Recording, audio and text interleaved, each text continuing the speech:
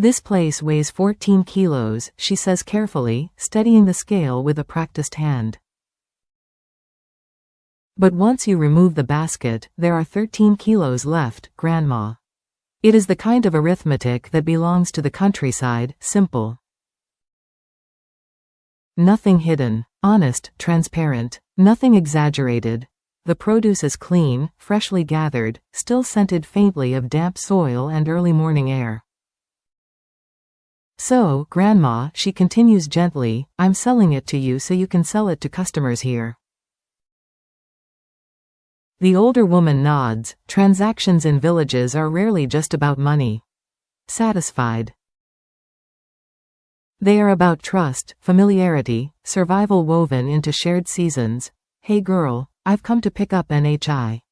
The child appears, bright and breathless. A balloon is pressed into her hand. Grandma, give me this balloon. Thank you, Grandma. The old woman laughs, delighted by the ritual gratitude of a 4-year-old. There is red lucky money too, crisp bills folded neatly. Such a big lucky money gift, the woman beams. Thank you for helping me look after NHI. The conversation drifts naturally, as it does in small communities, toward the rice fields. Have they finished planting yet? Not all of it, Grandma replies. They'll probably finish tomorrow.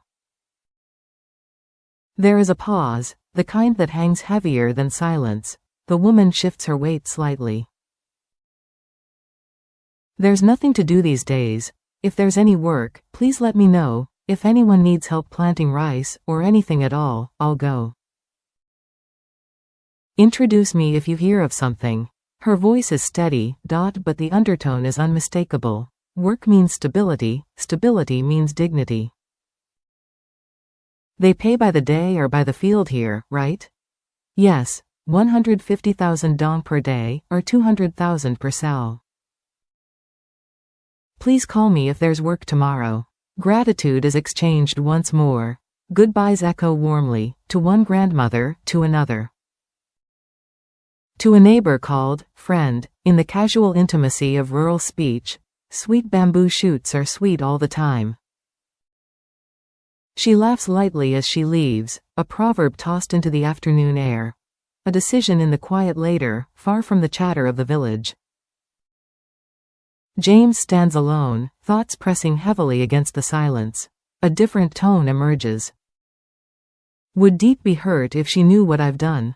He has made the decision, and yet resolve does not erase fear.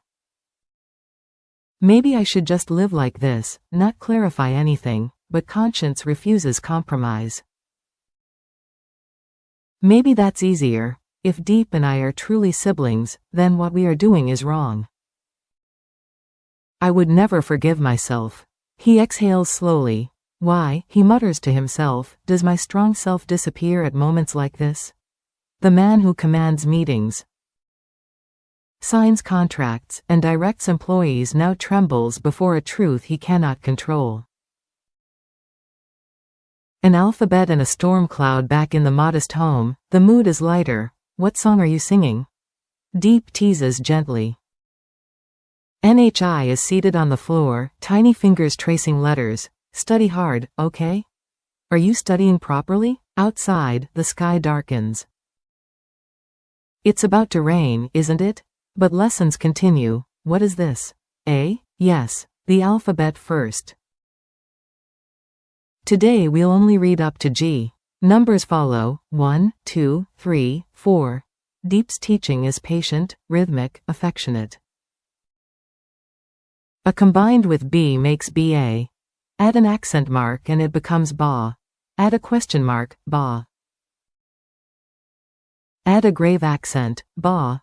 Add a tilde. Language becomes a melody of tones and marks. A symphony of diacritics shaping meaning. They practice sounds. Bo with a grave accent, bo. Then a playful sentence. Ba be bay bye, bo be bay bo. The room fills with laughter. This is how you learn gradually, Deep assures. She recites a poem about gratitude, remembering the farmer who plowed the field when you eat rice.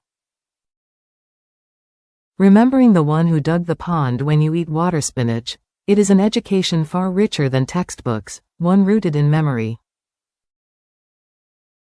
Another rhyme follows, the sawing wood game. Humility and thankfulness. The strongest carpenter eats the king's rice. The weaker one goes home to breastfeed. NHI giggles uncontrollably. This is a game you'll play with your friends at school. Tomorrow is the first day back. The test. The knock on the door is discreet. Are you James? Yes. I'm Dr. Hong's nurse. He sent me to meet you. James lowers his voice instinctively. I want these 2 hair samples tested, but I don't want to go to the hospital. I want it confidential. Are they from relatives? I'm not comfortable sharing that. Results will be ready in 3 days. 3 days. 3 days that could unravel everything. If Deep and I are siblings, then we were never meant to be together. The words echo long after the nurse leaves. Dinner preparations. Deep, James calls later on the phone, forcing brightness into his voice. I just finished work. I want to come over for dinner with you and NHI.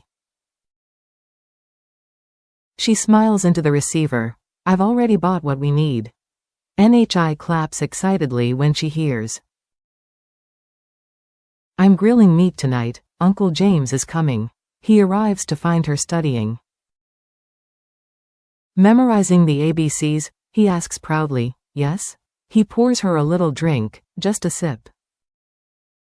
More after dinner. There is charcoal glowing now, meat wrapped carefully, bamboo shoots prepared, a dish he once mentioned liking while they dug in the fields together. You don't like bamboo shoots? Deep asks shyly. I like anything you cook. It is an answer loaded with affection. Small dreams and school bags. NHI holds up her worn books. They're old, aren't they? Uncle James, buy me new ones? I'm 4 years old. And comic books too. James laughs. She reminds him solemnly, of course. He mentions his company will reopen soon, the workers returning around the 10th of the month. Adult concerns hover at the edges of the evening, but they do not dominate it. Tomorrow morning they will eat sticky rice before school.